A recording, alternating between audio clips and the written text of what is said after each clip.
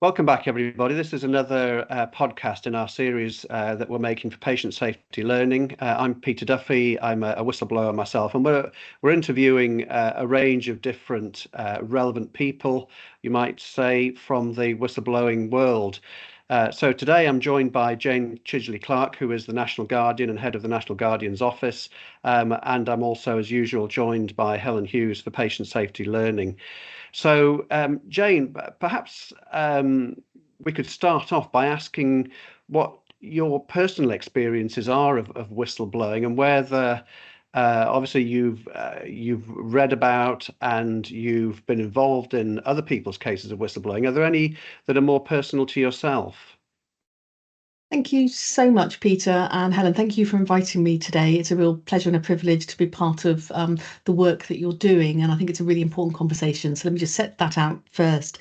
In terms of cases, I think every case that I see, particularly the high-profile ones in the media where things have gone so horribly wrong, all have a personal impact on me because as a clinician, I'm a nurse by background. But, even if it's not from a clinical perspective, it's been in the realm of finance, or if you look at the post office scandal, actually, when things go wrong for people who are basically doing the right thing, who are speaking up for what will make their organisation better, safer, when that goes wrong, it absolutely deeply affects me. It's one of the reasons why I decided to, apply for this role and come into it, because I wanted to make a difference in this space. Because too often, within my experience within healthcare, the experience of people who are speaking up, and we might come later to terminology and why I use the term speaking up more frequently than whistleblowing. But if I take the more general term speaking up, then very much it affects me. If I think about my own personal experience, I have worked in organisations when I have needed to raise concerns about things. Thankfully, not at an incredibly significant issue that has then become a public issue, but I have absolutely had to raise things. Sometimes I have done that and it's been well received. Sometimes I've done it and it hasn't been well received. And on occasion, particularly when I was more junior, there have been times when I have decided not to say anything, which has deeply distressed me at the time, and even more so since. But that's the nature of how much courage it can take to speak up about important things in our organisations. Thank you very much for that. And I suppose perhaps as a counter to some of the negative stories that we've heard, I mean, there were positive occasions then in your sort of previous life before you became National Guardian where you spoke up and there were good outcomes from that. Yeah, Peter, absolutely. I think one of the things for me is when we talk about speaking up, obviously, if it's about a significant patient safety issue that can have very serious consequences, then it is really important to make sure that an organisation can learn. And I've had an experience. I'm not going to go into the detail of it for confidentiality reasons, but speaking up about patient safety when it comes to drug administration, and absolutely that was received in the spirit in which it was meant and had a really positive outcome with working with the people with whom I needed to speak up about, and then positive changes making, and a welcoming ethos in that team and organisation I was working in, that actually we all need to be working like this, and we will preserve confidentiality, but we will definitely address the issues in a just and restorative culture sort of philosophy. And by that I mean, unless there's been deliberate willful negligence or intent to harm, then to do that in a restorative way, obviously with consequences if then repeat occasions or ongoing willful not addressing the issues that matter. So yes, I have worked in positive, and indeed, in my current work, I have interactions across the NHS in England, and there are many organisations, and you talk to frontline staff or Freedom to Speak Up guardians, and for many of the organisations, they are working really hard at having the right culture. And we might want to talk about what I mean about by a right culture. But sadly, there are those that are struggling for multitudinous reasons, and then it can be a very lonely and painful place to speak up, as indeed, your very significant experience speaks to. But yes, I have had some positive experiences as well as some very less than positive experiences. Right, thank you for that. I suppose my next question, it sort of leads on from what you were just saying, really, about the general culture. Where do you feel we are up to now in terms of the sort of broader culture across healthcare and the NHS, and in terms of whistleblowing and speaking up? That's a really interesting question, because I don't see the NHS as one organisation, and therefore I don't think there's one culture. And even if it was one organisation, within an organisation, you can have subcultures within that. So I find it really hard to talk globally, other than if I look at some of the major indicators, and for me that would be the NHS Staff Survey, of which we did an analysis this year, as we do every year, on the parts that pertain to speaking up culture within there. And what I see within there is a slight deterioration from previous years. There had been an increase year on year for the last few years. Last year there was a deterioration. This year, there's, in one measure, there's a slight increase, but overarchingly it's been deteriorating. That for me is a real worry, because that's 50% of the workforce, because there's only 50% response rate as an average. Some trusts do better than others, but what they're saying is that actually we don't feel that safe to speak up here. 5 out of 10 organisations saying that we don't think our organisation would do anything if we did speak up and about anything that matters to us, and that sense of futility. So if I look globally, I am worried that we're still not getting this right. If I look at individual organisations, you'll see some who actually are doing really well, and their staff surveys reflect that. And if you talk to their staff, it'll reflect that. But even they, are not perfect. No one's getting this absolutely right, and there's always more to do. But if you look at those organisations that score better in the NHS Staff Survey, then, and you talk to their staff and you correlate, with the two, then the conditions for creating a better culture, can exist. So I'm not without hope, and if I was, I wouldn't be doing what I'm doing. But we clearly, in terms of, if we look at the NHS, there is a lot more we need to do, and we have high-profile scandal after high-profile scandal. We have the maternity scandals down in East Kent and in Nottingham. We have the number of panorama programmes showing that staff weren't speaking up about the abuse of people with learning difficulties and mental health concerns, and on it goes. So therefore we clearly haven't got it right. But within that, there are organisations that are doing much better, and there's a lot of excellent behaviours. But if you aggregate it across the whole, more are static or not improving than are improving, and that's a real concern to me. So I think there's so much more to do. And if you said to me, so what's my overarching assessment? If this was a school report, it was, we must all collectively, and that collectiveness as a organisational leadership teams, need to be doing more in this space. Can I pick up? Sorry, yes, Peter, of course. Can I pick up there? Because I think you highlight, Jane, that it had marginally improved and then slightly dipped down again. But the baseline figures are quite worrying, aren't they? There are, of those that reported, 40% or so don't feel confident of speaking up and don't feel that anything would happen. So it's a pretty low baseline to start with to monitor. But I was just wondering, we've talked to someone earlier today on an interview and about the triangulation of information from patients, families and carers speaking up, as well as staff speaking up. So as you say, this is more of a comment than a question actually, but that multiple investigations highlight that people weren't listened to, whether those people are patients, families and carers or staff. So it seems to be, maybe there's a reflection you have there in terms of organisational culture. It's a wider issue rather than it just being one sector of their organisation. Yeah, I totally agree with you, Helen. It's not just the worker voice that is sometimes absent, or not much attention paid to it, but equally we've seen that. We certainly saw that in the maternity reviews, but in every other review, that families and patients are not being listened to in the way that is meaningful for them, and is that gift of information for an organisation. Because it's we exist within the NHS to serve our population, and if we're then not listening to that population as to what's going well and what's not going well, the even better if, then we're missing huge opportunity.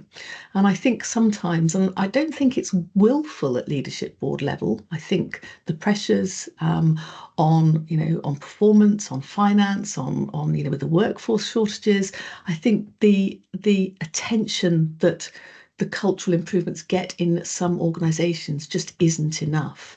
But we know, and we know from international research across all number of sectors, not just health, you know, if we look at aviation, if we look at retail, if we look at the financial sector, we know that culture is that bedrock to excellence and excellent performance in all those other domains, and particularly when it comes to patient safety and quality. Absolutely, if you don't have the foundation, you know, that bedrock of a good culture in its widest sense, and that absolutely involves speaking up, but also how you address issues of concern, then we're missing a huge opportunity. And in those organisations that are doing better, then they will be triangulating the data of their patient voice, of their public voice, and the voice of their workers, alongside, you know, patient safety data and safeguarding data. So it's very much those organisations get it, and they realise, and you can triangulate because you can look at all those and go, let's go and look at that directorate because it seems that, you know, the measures aren't looking as good there, and let's go and find out what's going on and put some interventional time in there to help improve that, and then remeasure it and look, it's getting better. And I suppose the cases that would concern all of us here would be those organisations who aren't really moving with the times and improving their speaking up record and so on. And of course, this is a phenomenon that goes, well, I mean, I always tend to think of it as going back to Bristol and Steve Bolson, the anaesthetist and so on. But of course, it goes all the way back into the 1960s and the abuse of long-term psychiatric patients then. And there always seems to be this organisational resistance to admitting that there's a problem and then doing something about it. And as you say, we see it in other industries as well. I mean, can we sort of explore that a little bit more? And why do you think there is so much resistance? Because we've had so many reports that have come out. They've all tended to flag up the same sort of issues. I suspect that things like the Thirlwell inquiry, you know, whatever you think of the Letby conviction, will come up with the same issues of trying to bury bad news and so on. But why is there so much resistance when we know what the problems are, really? It's you know, probably one of the $1 million questions, isn't it, that's facing us. And I think when we look across other industries, not just health, but certainly within health, I think there's a couple of things that may be underlying this. The first is the reputational risk. You know, that if we're public about this, if we own that we've got this wrong, and, you know, even if we say we're going to learn from it, there is a potential reputational risk. And we know, you know, across all industries, that reputation is paramount. However, this is interesting, I had a conversation with an airline patient safety leader earlier this week, actually, and we were reflecting on when that patient safety lead goes to their chief exec and says, I've got a safety worry, they sit up and listen, because they know that that safety worry could result in a plane coming down. Yes, the catastrophic loss of life, which would be awful, but also the whole business brand. You know, if a plane goes down because there's a known patient safety person safety issue that wasn't addressed. So the let's look at it, let's be open about it there is talked about amongst the airline industry as being so much more embedded and not burying bad news within an organisation, but saying, okay, we've got this issue, we have to address it, because the catastrophic consequences of not both for life and obviously for total brand, you know, disappearing if people feel that you know, planes are going to drop out of the sky or what have you. I think within our health services, so we have that reputational risk issue, which may lead some leaders to not want to hear the bad news, because if you don't hear it, you haven't got to do anything about it. But I think the other thing as well is sort of the regulatory environment. And you know, speaking as someone who's been a non-exec director as well as a leader in health services, sometimes the feeling, whether it's real or not, that actually the centre don't want to hear bad news, they want the solutions and the fact that it's good. And so therefore, again, we can't speak up to them ourselves as leaders and say, this is a problem, and, you know, we don't have a solution at the moment, but can we be part of a dialogue? That doesn't seem very often to, or hadn't in my experience, to be happening. And it's one of the things I think with the regulators in our healthcare system, we need to have much more open dialogue, that it won't be a punitive, again, unless it's, you know, deliberate obfuscation of evidence. But if we're coming and saying, look, we know we've got this issue, we want to address it, this is the learning, that again, there's a just and restorative culture from our sort of central regulation as well as within our own organisations. I think probably those two things are contributing, but I don't know, you two might have other thoughts about what else is contributing to it. No, I think that's very good, actually. And at some point, I probably was going to touch on that as to whether you might feel that, as well as the organisations, also the healthcare regulators might be part of the problem at the moment. So certainly, we know from the Hooper report into the GMC and whistleblowing back in 2015 that GMC processes were being weaponised against whistleblowers. And I think, although the rhetoric may have changed, I'm not sure the reality has changed much in terms of punitive reportings. And again, this may be something that's drawn out by the Thirlwell inquiry. So would you agree that, for the moment at least, perhaps the kindest thing I could say would be perhaps the regulators could be doing more to support whistleblowers and trying to draw change forward in those organisations that are resistant to it? Yeah, I think absolutely they've got a key role. I think the regulatory landscape has got that role in being part of the solution as much as individual organisations and leadership and management teams have. I would say, from my engagement with the professional regulators, so GMC, NMC, HCPC, etc., the discussions that we've had, and they are having nationally, and I've been involved in some of them, around retaliatory referrals is definitely moved on a long way, and that's on all their agendas. And you know, when they're taking referrals, it's one of the questions I know now the GMC ask, for example, you know, could this be potentially a retaliatory referral that we're seeing here? And then they will have that in their mind when they are doing their own investigations and considerations of the matters that have been raised. And I think that's really important, not just from the fact for that individual, but also tracking, you know, because if you've got, and I've also been talking with the regulators about how they share data with each other. So if you're getting, you know, a spike in potential retaliate, and I say potential because you've got to prove that it's retaliatory, but potential retaliatory referrals, you know, both within medicine, within nursing, you know, within one of the professional AHP bodies, you might have a cluster that might think, we've got a cultural issue. So it's, rather than looking at it on a case-by-case basis, I'm encouraging them to look at how they could consider sharing that intelligence in a way that will help look at culture more and potentially spot problems earlier than we might otherwise be seeing.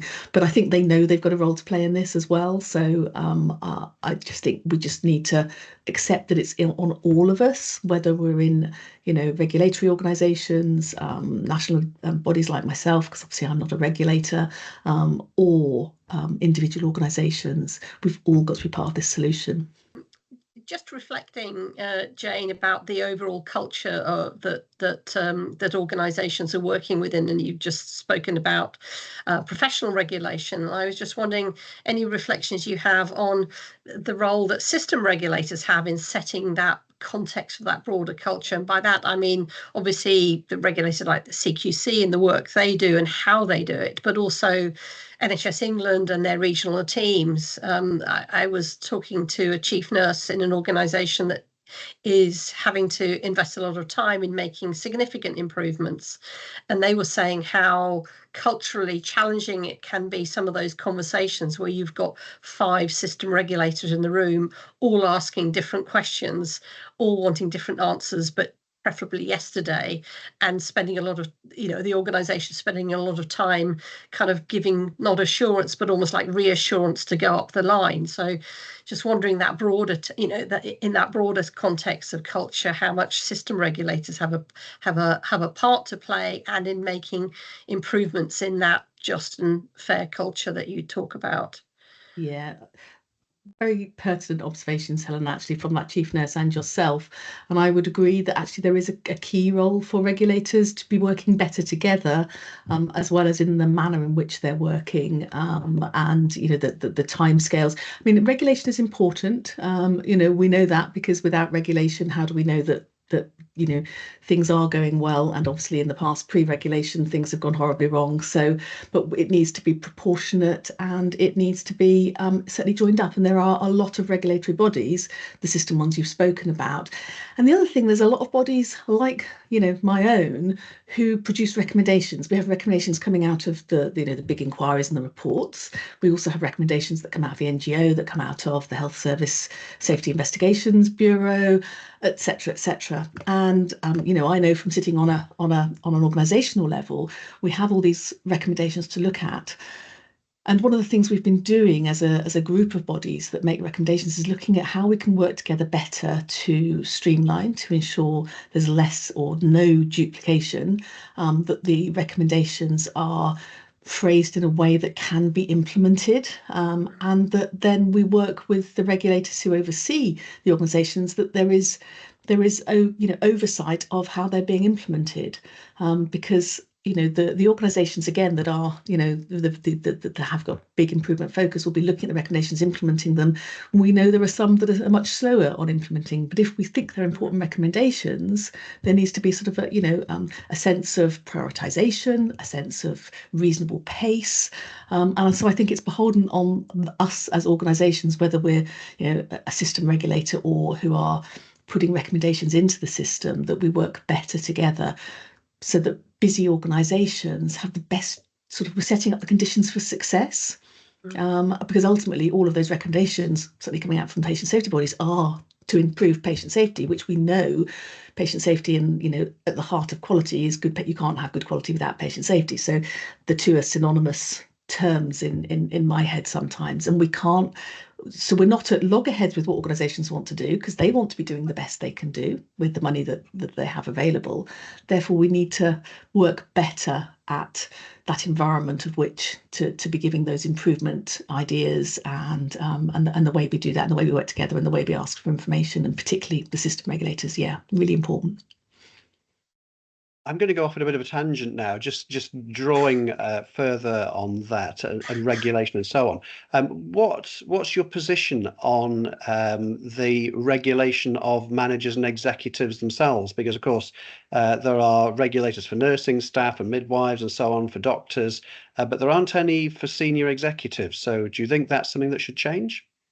Yeah, it was interesting. I was asked that question straight after the Lucy Letby verdict, actually. And at that point in time, I was very much on the lines of, well, the majority of, certainly over half managers are clinicians. So they are regulated as a nurse manager, senior leader in nursing. I'm regulated by the Nursing and Midwifery Council, as a doctor by the GMC. So a significant proportion of the management and leadership workforce will have professional regulation. In terms of other managers, I was concerned and said, I'm not convinced that another set of regulators would stop a Lucy Letby. And I still maintain that I worry that another set of regulation won't stop a disaster happening if someone has particular malintent. However, and I think where my views as time has gone on, and I've been thinking more about this issue of professional regulation of managers, is I think professional regulation will do a couple of things, and I am in support of that. I think the first thing it will do is a set of common standards, and a set of common if you like, behavioural framework that then people can be supported to deliver. Because then what underpins it is appropriate training and support for those management leadership roles. People aren't born managers. So yes, there are various leadership and management courses out there. Some people take them and do them, some don't. Yes, we learn a lot by experience very often, in my case from what I didn't do so well in the early days of being a manager. But if we have a common set, and then we've got a common set of interventions to support the education and training of managers, we're going to get better standards. And at the moment, there is variation, clearly, like there is across all. The second thing is accountability. And I think by having regulation, there will be opportunities for better accountability if people don't hold up to those those standards and that are set by a regulatory body, and obviously can then be stopped from being in that role, like we can be stopped being a nurse or a doctor or a midwife or another professional body if we have been found very wanting and it's not something that can be remediated. And I think that's important, because I think what a lot of people who've experienced speaking up, blowing the whistle, who have been very negatively impacted by that, and I've spoken to a lot of people who've been in that position, is that they feel there's been no accountability for the senior leaders that rode roughshod over their rights as people who were speaking up.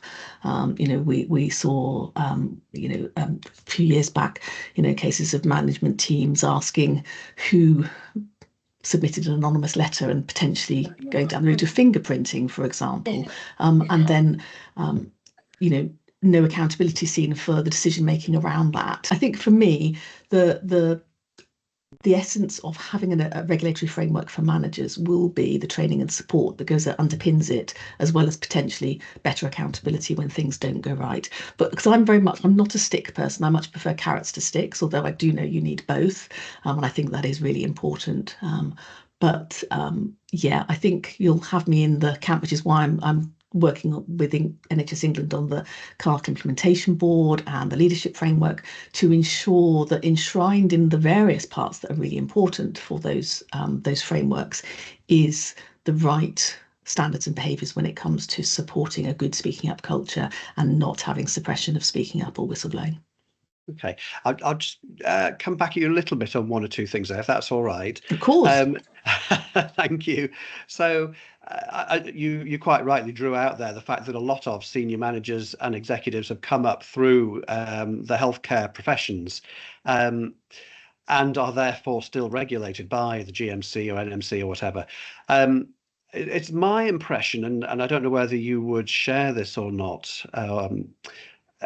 that perhaps as people move away from clinical work into more managerial and executive work, that the healthcare regulators almost tend to lose a little interest in them, that there seems to be behaviours that go on away from the sort of frontline healthcare coalface by people who are still registered, which the regulators no longer seem to take seriously because they're not a sort of core nursing or medical role. Do you see what I'm getting at here? There seems to be a sense that poor behaviour is acceptable in a doctor or a nurse if they're an executive, which wouldn't be in frontline healthcare situations. Do you think that's a reality, or is that just the impression I'm getting? I don't know if it's a reality, Peter, and I'm not trying to sit on the fence. I genuinely don't know. I don't know if it's because they haven't been referred. So there's not been an investigation into fitness to practice. So I wouldn't know whether it was chicken or egg, but I think it's a fair challenge for the regulators to be thinking about. I really do. I think, but I wouldn't like to say which it was, because I don't have any of the facts around that. Maybe when I next have a meeting with Charlie Massey at GMC or NMC, I can ask the question. In fact, I will ask the question. Yeah, can I comment on that? Because I don't know either. But I'm a member of a professional body as a qualified accountant. I still maintain that, so I've got those professional responsibilities. But and maybe I shouldn't be saying this in the public domain, but they have no real knowledge of what I'm doing as Chief Exec of Patient Safety Learning, because they would be regulating me in my capacity as being an ex-finance director, my responsibility around corporate governance and financial management. So I'm not sure that my professional body standards would take me into that kind of executive remit. So I think it's a good point you make there, Peter, because the professional regulation focuses on that profession, maybe possibly not the kind of managerial roles, and so that would apply to the clinical professions and people that are procurement experts, engineers, anyone else that has a professional body responsibility as a director or executive leader in the NHS. Good question, Peter. Let's really see if we can try and find the answer out. I tell you what, I don't ever, I think this is the first when I've been doing a podcast type recording to come away with an action, but I'm taking an action for myself because actually I think that's a really interesting question. Not that the other questions haven't been interesting, but I do think it's an interesting question that really does need addressing. So what I'm going to do is I'm going to write to the chair of the Chief Executive executive of the regulatory bodies group where the CEO Orb, it's called CEO Orb, great acronym, where they come together, I'm gonna contact them and say we've been having this discussion and it's just a question, and at some point could I kind of come and discuss with them and see what their answers to that are, and that can actually feed into the NHS England work that they're doing around the management regulatory framework position. Thank you. Right, good. Excellent stuff. Well, no more actions for me, thank you. We're going to have No. people watching this who are whistleblowers or who are thinking of blowing the whistle, who are witnessing things going wrong, in real time now. So coming back to your role as the National Guardian, what sort of advice would you give to people who are feeling a bit conflicted, who sense the sometimes negative vibes around whistleblowing and are worried for their own career futures? How would you set about persuading them to do the right thing and speak up? Sure. I think my role isn't to persuade, I think it's to support, and I think that's really important distinction, because I think it is a very individual decision.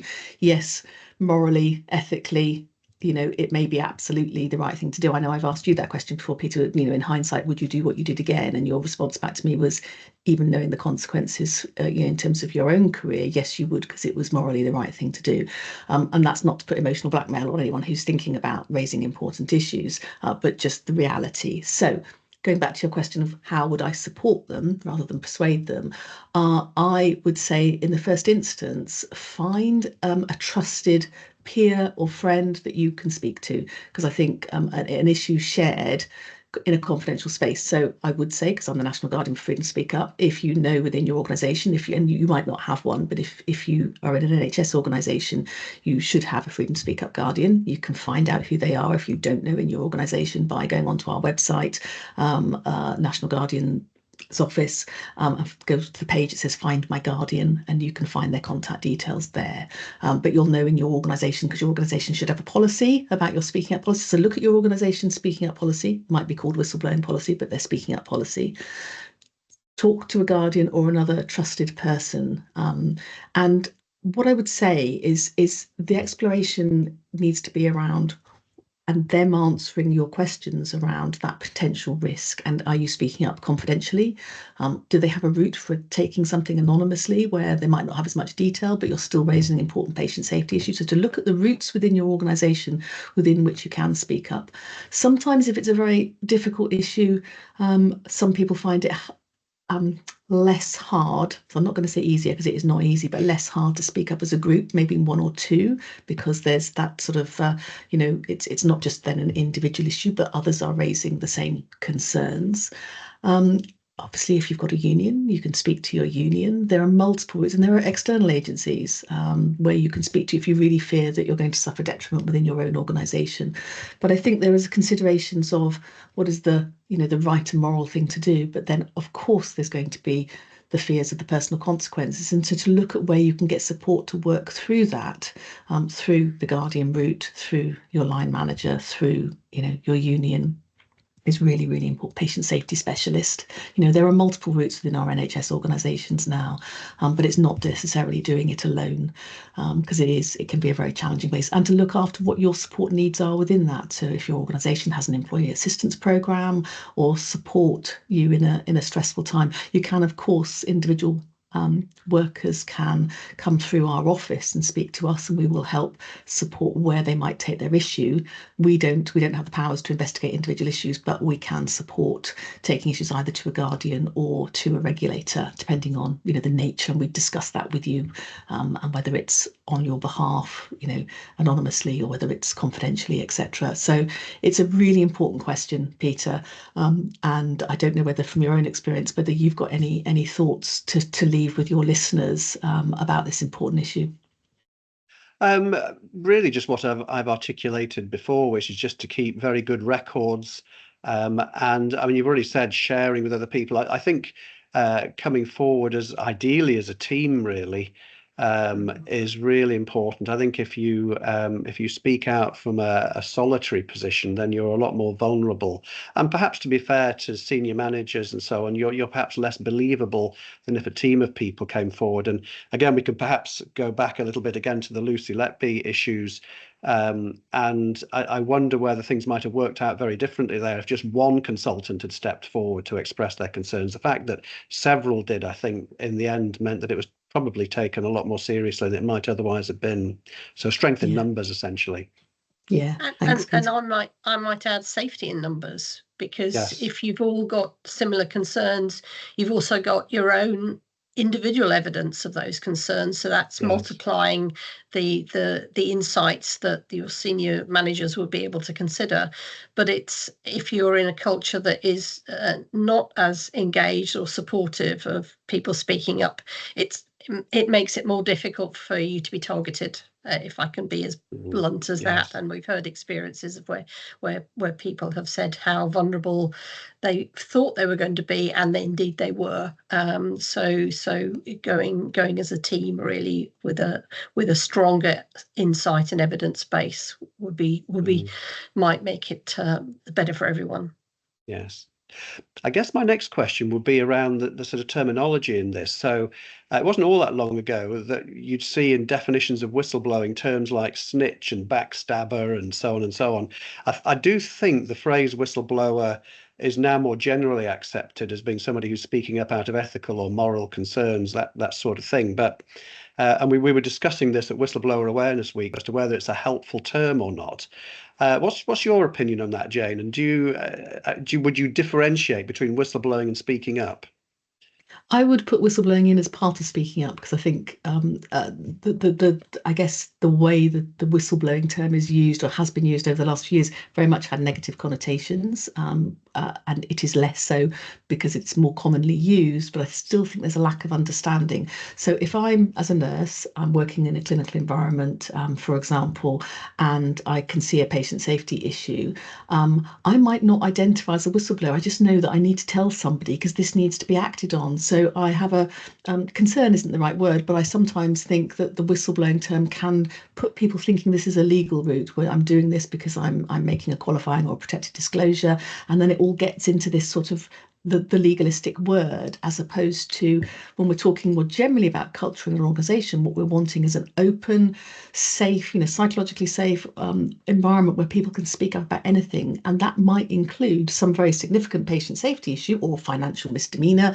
We're thinking about your world of finance, Helen, or fraud or bullying, harassment, whatever it might be, but that is not necessarily equating with how some people view the term whistleblower. I think when you have high-profile cases like Post Office, for example, then I think it brings a very legalistic lens. So do I think it's helpful? I'm not sure. I think clearer definitions so people understand, but because the term speaking up for me talks of any, from the, on a spectrum of an idea for improvement to this is a really significant safety issue. I'm concerned somebody's harming somebody.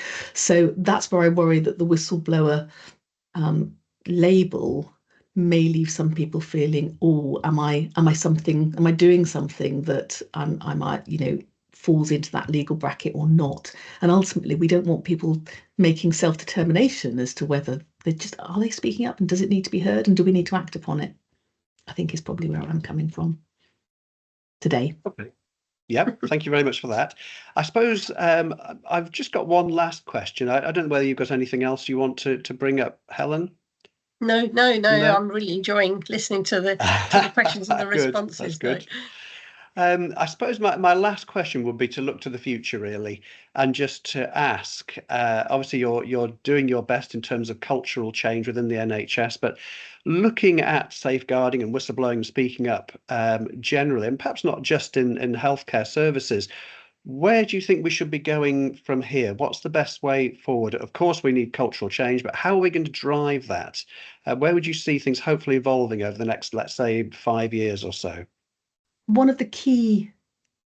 Potentially one of the keys to unlocking this is to look at what we're looking at, what targets we're setting, what the language we're using at a central level is. One of the things that I did when Lord Darcy was doing his review of the performance in the NHS was I did a very short submission and said, when we were looking at performance and economics, please can you also make it tripartite and look at, safety and quality and culture as fundamental to that, because, and I think all the while there's a predominance of focus, which there is in some parts, on performance and finance, which, don't get me wrong, are absolutely vital. You can't have a successful organisation if it doesn't run within its, financial envelope and doesn't have good, high quality, cost-effective, efficient products, for want of a better word, if we think of product as being a healthcare intervention in the healthcare sense. But in order to do that, you have to have the underpinning culture where people want to belong, they want to work for you. And if we're not focusing as much on culture as we are on the other two, then culture is continued to be ignored. I was speaking earlier this week to Professor Megan Wright, who's a well-known researcher in this area of organisational culture and speaking up and speaking out. And she was describing some research they're doing at the moment that focuses on spaciousness and how we're not, as organisations, and this is multi-organisational, it's not multi-sectorial, sorry, not just health. She's talking about many sectors she works with and researches in, and about the fact that we are all so busy, we don't make time, or we can't find time, because we know we can't make time, we can't find time for the human interactions. And when it comes to speaking up and resolving issues in the workforce, it's through that humanity, it's through the human interactions. And if we're too busy to do that, if we're too busy as leaders to listen to our workforce, then we are missing a huge opportunity, and we're going to end up with a disengaged, less likely to stay. We know all the workforce issues. I was listening to Mark Britnell do a presentation earlier in the week, and he was showing the huge impact on retention and recruitment and worker well-being that engagement in an organisation has. So I think we have to make this as important as the finance and the performance. And whilst absolutely we have to improve the finance and performance in the NHS after years of that declining, we have to do it alongside an improvement in our culture, because I don't think otherwise we're going to get to where we need to be. I've got a sort of a slight comment at the end of that you might want to reflect on, both of you actually, is that I think it's easier to recognise and absolutely support what you're saying, Jane. It's the how you do it is the challenge, and that's something that we've been reflecting on, of focus on the NHS patient safety strategy, saying how important that culture is, but how do we guide people to deliver that, and what does good look like, and who's doing it well, and how do we share that experience? I think there's probably more talked about why we need to do it than how to actually do it. And I think some investment in what you were saying, Jane, about supporting people, giving them the right conditions to work in, but providing the resources to be able to reflect and design those interventions and those actions. I don't know whether you would agree with that. I think it's the helping on the how. I'd absolutely agree with that, Helen. That's probably a topic for another one of your podcasts, maybe a roundtable podcast with some different thoughts in, because absolutely we need to focus on the enablers for that. And I think that's it's going to need to be a very layered approach, because there are so many demands on an organisation in order to make the space to do the thinking around what needs to be done, and then to do it needs a sort of that moment to sit back for a moment, to breathe, to look, to communicate, to talk with people, to get the solutions for what needs to look different in this particular organisation, because it'll be different within different organisations. But that needs the support of the system regulators that you've talked about earlier, and and the professional bodies to be enabling what organisations are focusing on. It's not easy, and if it was easy, we'd have done it by now. And using the gift of the voices of, well, patients, but in this context, staff, our workforce, that are sharing that insight. It is a gift, isn't it, to be able to listen and respond to those issues and welcome them in, rather than even if it's difficult messages. And it is hard. I know myself as working in the leadership space, sometimes you don't want to hear the messages that you're hearing because they make you a bit uncomfortable. It's sometimes, we can feel defensive, we can not want to hear it, but we've got a choice as to whether we hear it in the spirit of this is an opportunity to be even better if, or we can close down the conversation and not examine and be reflective and not listen to those voices that are potentially harder to hear, and surround ourselves with the people that are going to tell us the things we want to hear. Very true, I think. Yes. Well, thank you very much. I think that's probably a fairly positive note to end on. So thank you, Jane. And I suppose it's a good opportunity as well to say thank you to all the Guardians around the country who are part of the sort of Speak Up campaign for the work they do. I suspect they don't get thanked as often as they should. Thank you, Peter. I know they will find that incredibly encouraging, because they do a very difficult job. So thank you, and I'll add my thanks to it. Can I also thank all those people who are speaking up within their organisations, or who are thinking about, or who have. It does take courage, but if we are part of that collective voice for change, for safety, for quality, then we're missing huge opportunities to make the work we do better, safer. So thank you to them as well, and thank you to the patients and public, who give their feedback. We're all in this together, aren't we? Definitely. And I think on that note, thanks Helen and Lottie as well, and we'll be back again shortly with another podcast. Thank you very much. Thank you. Thank you.